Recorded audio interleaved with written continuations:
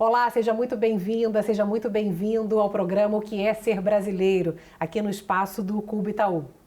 O nosso convidado de hoje é Gilson Rodrigues, presidente e um dos fundadores do G10 Favelas.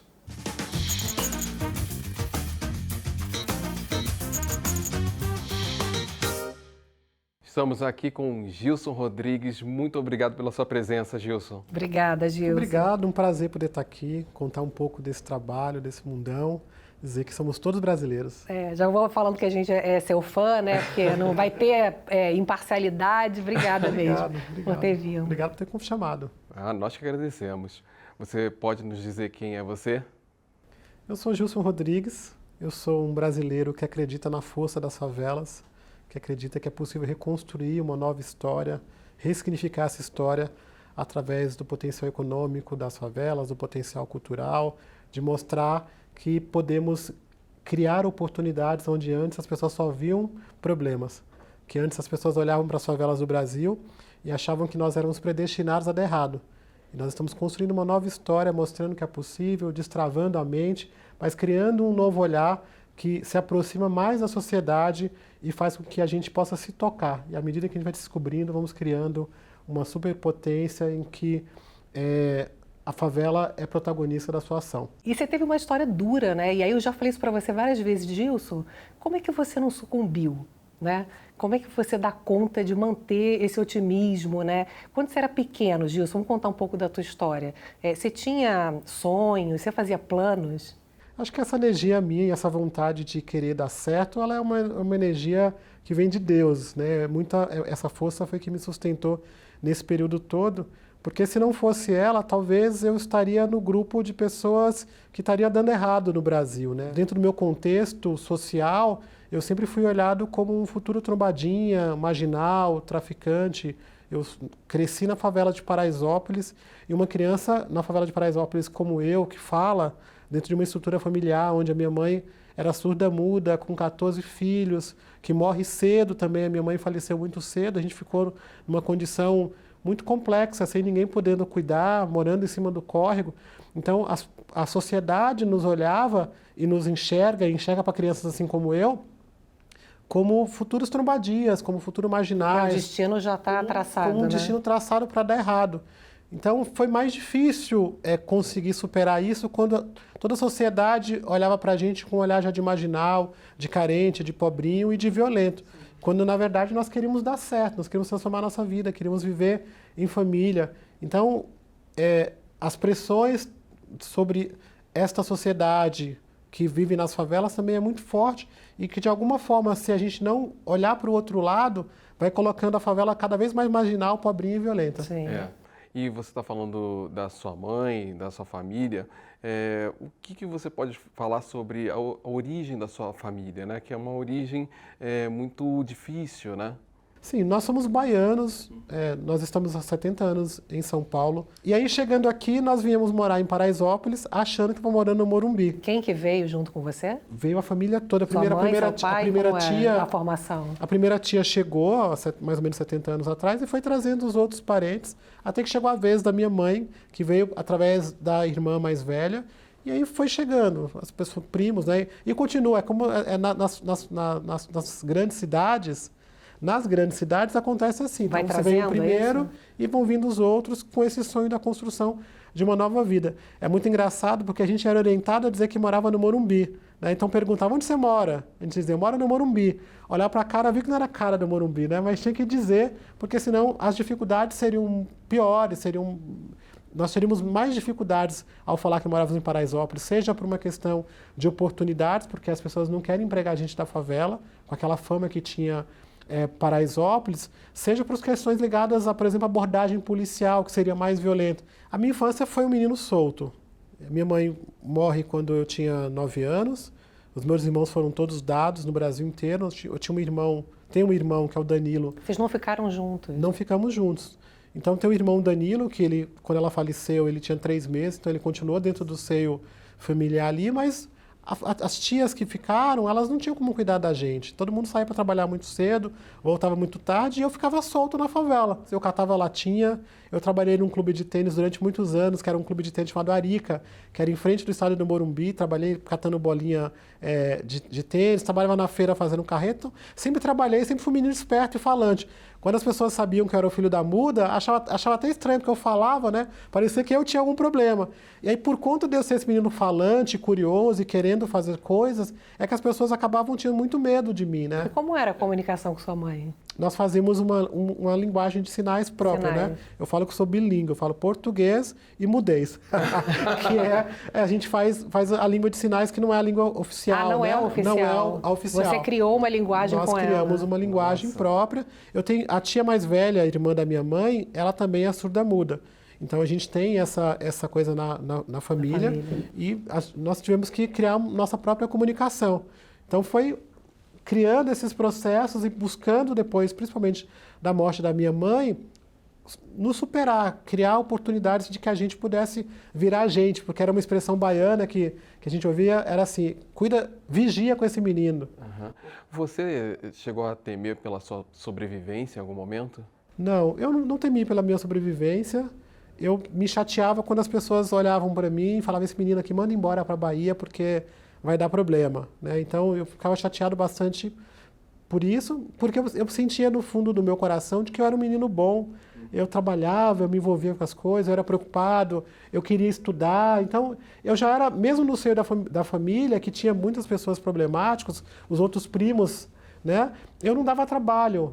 O trabalho que eu dava era querer ficar em São Paulo e eles queriam se livrar de mim de qualquer jeito. Mas havia na sua família alguma preocupação assim com relação à violência de vocês? Sim, na minha família sim. Os irmãos assim irem por um caminho de violência? Sim, na minha família, na sociedade, no entorno todo, inclusive dos vizinhos, eles olhavam pra gente e assim, tem que dar um jeito nesses meninos, né? É muita gente largada à sua própria sorte, porque a mãe morre, não tem ninguém para cuidar e a gente solto na rua, então a chance de acontecer algum problema era grande. Então a família passou um período grande tentando se livrar de mim. Em nenhum momento você ficou revoltado? Teve um momento quando eu fui para a Bahia, né, me conseguiram mandar, porque tem uma história anterior, né? As minhas tias falavam que ia me mandar embora e eu não queria ir embora para a Bahia, ficar com meu avô que não gostava de mim, de nenhum dos filhos da minha mãe.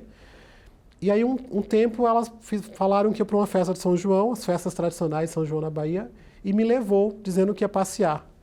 E me largou lá. 3 dias depois, o meu avô morreu. Só que antes dele morrer, ele me entregou para uma outra família. Eu fui entregue 3 vezes. Uma para o meu avô, que não queria ficar comigo. Depois, quando as minhas tias foram embora, eles me deram para uma outra tia Vitória, que era irmã do meu avô. E depois a minha tia Vitória me entregou para essa outra tia Vitória, da qual eu fiquei. E quando eu cheguei nessa última entrega, eu já estava muito mal, porque a titia, que era a tia Vitória, né, morreu com 108 anos, criou 16 filhos dos outros. Mas ela era aquela mulher com uma personalidade muito forte, que criou filho para ser homem, com uma rigidez muito séria. O cuidado que se tinha para fazer na casa dela era cuidar de animais, então eu limpava o chiqueiro, eu buscava lavagem na rua, então eu era conhecido como menino da lavagem. Ela não deixava a gente sair para a rua, era tudo muito difícil a vida naquela condição, além da situação de pobreza, né? Apanhava bastante também, então, ao longo desse período eu apanhava muito. Mas eu não sofria nesse contexto do sofrimento, eu não percebia a maldade. Hoje eu tenho mais consciência do que se passou comigo. Essa minha titia, lá da Bahia, ela era um cuidado dela, mas era altamente agressivo. Eu posso dizer que eu fui escravo na casa dela. Eu acordava às 6 horas da manhã, aos gritos, acorda vagabundo, eu lavava prato, depois eu tinha que correr para buscar lavagem nas casas, porque se as pessoas lavassem os pratos e jogassem a comida fora, eu tomava uma surra. Então eu tinha que chegar antes das pessoas acordarem para pegar a lavagem. Depois acendia o fogão de lenha, catava a comida, depois tomava café. Cortar as frutas, corria de novo para pegar mais lavagem. Então eu tinha uma rotina muito rigorosa, mas ao mesmo tempo eu queria estudar. E aí a tia falava assim, na hora do almoço você vai comer papel. Então não tinha um estímulo de estudar, de querer prosperar, e na família falava assim, doutor Gilson, quando você crescer você vai ser o doutor Gilson. Então, hoje eu não virei médico, nem sou doutor, por faculdade, mas eu ganhei o título de doutor honoris causa, foi muito legal, né? Aí eu falei, olha, fala pra titia lá que eu virei doutor.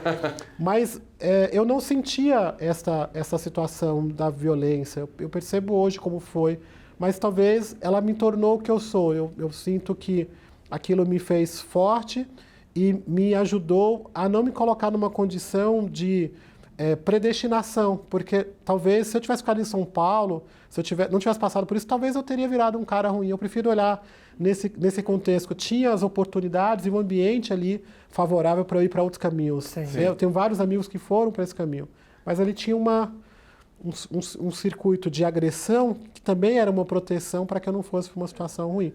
Agora, prefiro olhar assim. Você tá Porque eu amo demais a minha família, amo demais as minhas tias, eu amo demais a titia. Eu acho que a forma de eu honrar a minha mãe, e por isso que eu fiz tudo isso, foi para que a Muda pudesse ser honrada também, todos os meus irmãos, que a Muda era de alguma forma assim, aquela mulher que teve 14 filhos, os filhos não têm pai. Então, abre aspas, filho que não tem pai. Você não conviveu com seu pai? Nenhum dos filhos da Muda conhece os pais. Então, minha mãe também foi muito abusada, então muitos dos filhos também foram fruto de abusos. Então, é toda uma situação complexa que se criou e eu sou fruto dessa situação. Mas eu sempre digo para os meus irmãos de que eu nasci da Muda. E quem nasce da Muda dá frutos, cresce, vira uma coisa forte. Eu estou dizendo que você, Gilson... Fez até poesia agora. Agora, você estava falando de educação, foi a educação que... foi importante para você, principalmente que começou na escola, que você participou de Grêmio, e foi ali que foi importante para você fazer essa virada e começar um novo momento da sua vida. Fala sobre a importância disso. Eu tive vários dias Ds ao longo dessa trajetória, assim, é muito incrível como as coisas acontecem comigo. Mas por volta dos 14 anos, eu decidi fugir de casa. Quando as minhas tias, eu ouvia uma tia falando, era perto do Natal, e ela falou assim, manda esse menino embora, vai dar problema com esse menino. E aí, naquele dia, eu decidi fugir de casa, porque eu era um menino falante, eu sou um menino que eu tinha ideias, eu perguntava coisas. Entendi. Então, essa criança na favela, mais esperta... Não era bem vista, né? Ela não é bem vista. Só que se eu fosse uma criança com essas mesmas características de uma família rica, eu seria o criativo, empreendedor, futuro CEO, presidente da República. Fico 3 dias perambulando nas ruas do Morumbi, ali na região do Hospital Albert Einstein, e eu decido voltar para me vingar. E aí a vingança, eu vou estudar, vou trabalhar e vou virar gente para honrar minha mãe e meus irmãos. E fui nesse contexto, desse momento, fui para a escola, virei presidente de Grêmio estudantil. Naquela época existia um projeto que era mantido pela família Garfim, que é o Dr. Jaime e Rosa Garfim, que são fundadores da Porto Seguro Seguros.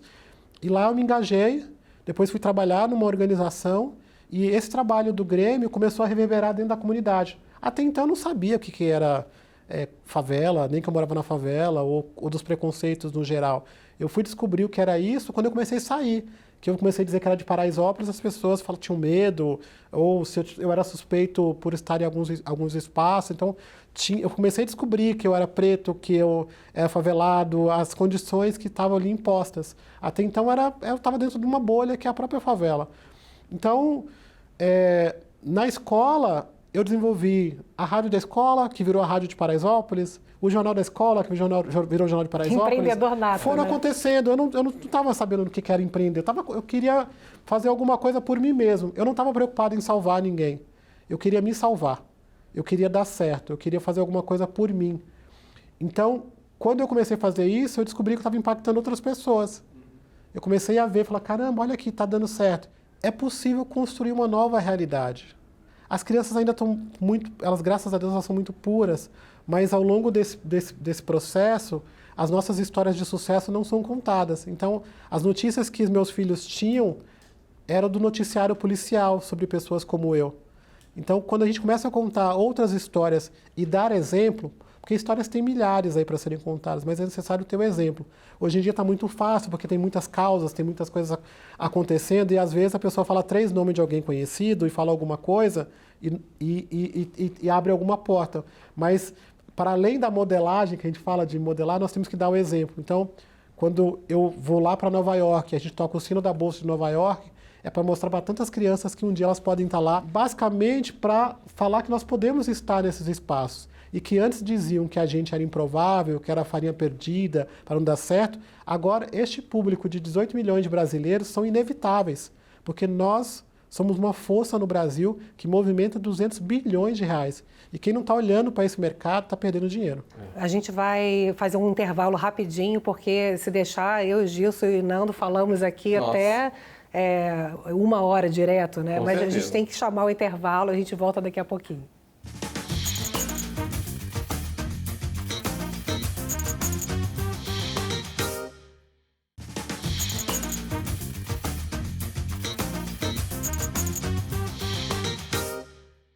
E a gente volta com a conversa com o Gilson Rodrigues. A gente sofreu para chamar o intervalo, já vamos sofrer quando acabar, porque a sua história é muita coisa para contar, né, Gilson? E vamos entrar na história do G10, porque você falou da importância, da oportunidade de olhar para a favela de outra maneira. O que é o G10 e o que ele representa para você? O G10 é um bloco de líderes e empreendedores sociais das 10 maiores favelas do Brasil, que decidem criar um novo olhar sobre si próprio. Em vez desse olhar violento, marginal, carente, um olhar que sabe o que quer, ativo economicamente, que busca investimentos e não quer viver de doações. Então, a partir disso, nós decidimos nos inspirar no G7 e no G20 dos países ricos para ser o G10 das favelas ricas. E, a partir desta solução, juntar as favelas do Brasil inteiro para criar suas próprias soluções. Então, se antes nos definiam pelos problemas, pelo aquilo que falta, agora nós queremos nos definir pelo aquilo que temos, e temos muitas oportunidades. Então, nós fomos olhar para os problemas e criando soluções. Então, por exemplo, você tem 40% da população da favela que sonha em empreender e falta crédito. Nós fomos lá e criamos o G10 Bank Participações. Nós também queremos, por exemplo, ter acesso a receber a nossa correspondência diretamente no nosso endereço, ou poder comprar no e-commerce porque ele é bloqueado na favela. Não, tem muita ideia inovadora ali. Muita ideia. E tudo isso vira projetos, vira negócios, vira ações. Então, são 22 iniciativas hoje, nós queremos chegar a 40 até o final deste ano. Nossa, e vocês estão em quantas comunidades? Hoje o G10 Favelas está organizado através dos presidentes de rua. São 4.002 presidentes de rua, líderes comunitários que cuidam cada um de 50 famílias. São 16 estados que nós estamos presentes em 389 favelas do Brasil inteiro, percebendo que nós podemos fazer parte da solução e não do problema, ajudando a população a empreender. Quando a gente fala dos problemas das favelas, a gente olha mulheres sofrendo violência doméstica, crianças com muitos sonhos e com problemas de acesso à educação. E como é que pensamos para resolver isso? Dinheiro no bolso. Qual é a maior dificuldade para empreender na favela? A principal dificuldade é criar este novo olhar. Porque à medida em que você me percebe como violento, como marginal, você não quer estar perto de mim. Você não confia em mim. Então é preciso quebrar esta barreira de mostrar a gente como gente. Ou mostrar que nosso valor é igual ao outro. Meus R$10 em Paraisópolis vale tanto com os R$10 aqui nos Jardins. E por vezes a gente é tratado como não cliente. Então é necessário criar e romper essa barreira. Como é que rompe essa barreira? Trazendo convivência. Fazendo como vocês, indo lá, participando, se movimentando, dando o exemplo. Para que a gente não tenha que viver um Brasil dividido, em que uma parte da rua pode tudo e outra parte não pode nada. As favelas no Brasil sofrem uma espécie de embargo econômico. Lá não chega os aplicativos de carro, o e-commerce nos bloqueia, nós temos uma série de problemas ligados à infraestrutura e somos tratados como marginais e violentos, quando na verdade somos violentados pela ausência do Estado, que nos coloca daquele canto lá e deixa eles lá. Pois é, e como é que o Estado pode ajudar ou pelo menos começar um trabalho que possa começar a reverter isso, porque vai ser um trabalho muito grande, porque ele tem um histórico, né, de opressão mesmo, né? Sim, o Estado é desafiador poder provocar o Estado. Nós temos provocado a partir do exemplo e criando as soluções para que, se um dia eles quiserem, virar política pública. A gente está muito afastado dessa condição, porque a gente decidiu não ficar procurando culpados para esses problemas, mas também decidimos não eleger heróis. A gente tem elegido um monte de heróis no Brasil e, em geral, a gente põe culpa neles sobre os nossos problemas, sobre as nossas condições. Então, a gente decidiu assim, começar fazendo, mostrar pelo exemplo, mostrar que nós temos que ser heróis de nós mesmos, ser CEOs de si mesmo, a gente sempre está falando isso assim, para que a gente possa transformar a nossa vida, criar exemplos e mostrar estes modelos. A política pública ela tem um papel fundamental, ela precisa vir, mas Se efetivamente algum desses heróis que foram eleitos desde a fundação do Brasil quisesse acabar com as favelas, transformando elas em bairro, já tinha feito. Então eles não decidiram fazer. Quem está fazendo agora junto com vocês é mais setor privado, né? Eu vejo muito empresário grande que vai para Paraisópolis ali, os eventos que eu já pude acompanhar. Que tipo de parceria você tem conseguido fazer com grandes empresas? Sim, o G10 ele tem como premissa atuar com recursos próprios das empresas que já estão dando lucro, graças a Deus, e também com a iniciativa privada. E não receber recursos públicos. Então, a gente não se mantém ou não mantém nenhuma atividade com recursos públicos. Então, tem diversas empresas de muitas áreas. Nós também ajudamos a implantar essas empresas dentro das favelas. Tem como, por exemplo, parcerias, temos bancos, temos parcerias, temos um processo de mobilização para trazer essa aproximação e perceber. É diferente de falar de favela rica. A gente está numa situação que tem 33 milhões de brasileiros passando fome. Então, nós precisamos de ajuda para manter o projeto das marmitas, da distribuição de cestas. Queria que você desse esse recado, porque na pandemia vocês tiveram muita ajuda e agora a situação continua precária, mas a ajuda caiu muito, né? Exatamente. Nós tivemos assim, um trabalho muito especial durante a pandemia. Foram 3 milhões de famílias que nós conseguimos atender. Continuamos a atender com distribuição de marmitas e cestas básicas, só que diminuiu muito. Então, tem dia que a fila continua e a comida acaba. É muito triste. Então, é muito difícil. Só que é também muito desafiador para a gente buscar essas doações, porque a gente não está falando da pobreza ou não está falando das carências como principal. Existe esse problema, mas nós estamos falando de potência. Então, para a gente é mais difícil conseguir até parceiros, porque a gente não fica colocando um prato na mão e falando, vem cá, me ajuda porque tem gente passando fome. Não, nós queremos o seguinte, existe a situação da fome, mas eu não quero depender de doação, eu não quero depender de cesta básica, eu quero trabalhar, eu preciso de investimentos e oportunidades. Pois é, e é potência, como você está falando, o potencial econômico das favelas é muito grande, né? Sim, porque no fundamental eu consumo roupa, sapato, eu bebo água, eu tomo café. Então, talvez eu não estou consumindo o produto Prime, mas eu consumo. Menos com menos dá mais. E este mais representa 200 bilhões de reais, em que 18 milhões de brasileiros estão consumindo. Então, é muito potente. Nós temos um dado muito interessante, que no Favela Brasil Express, a empresa de logística, nós vamos completar 1 bilhão de reais em mercadorias entregues, em 8 favelas. Isso significa que o morador de favela quer comprar no e-commerce e que ele quer receber diretamente na sua residência. Em 8 favelas. Imagine se fosse nas 14 mil favelas que existem nesse Brasil. Gilson, a gente trouxe aqui também no programa o Preto Zezé e ele falou sobre uma questão que a gente queria perguntar para você também, eu e o Nando. Quando você olha para a favela, o que você vê? Isso está dentro do nosso manifesto. O que você enxerga quando olha para a favela? Eu enxergo potência, eu enxergo desenvolvimento, eu enxergo oportunidades, eu enxergo um futuro melhor, de gente que está querendo construir a sua sociedade, uma nova sociedade, uma sociedade que possa estar mais integrada. Então, eu acredito que tem ali oportunidades para que possamos ajudar o Brasil a crescer e se desenvolver. Gilson, o que é ser brasileiro? O que é ser brasileiro é acreditar no Brasil.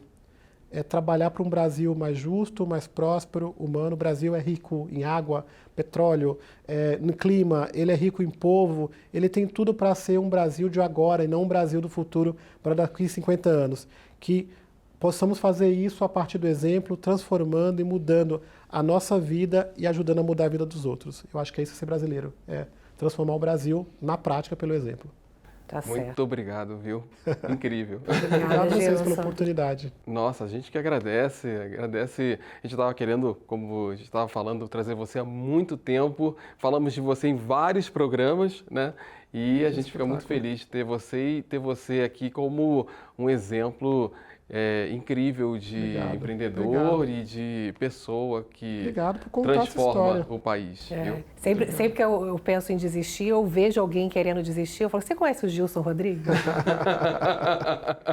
Temos um desafio, eu estou tentando virar a gente todos os dias. Muito obrigado. Muito obrigado, viu? Obrigado. Agradecemos ao Clube Itaú e a você que nos acompanha aqui toda semana. Muito obrigado. Obrigada. Tchau, tchau. Até semana que vem. Tchau.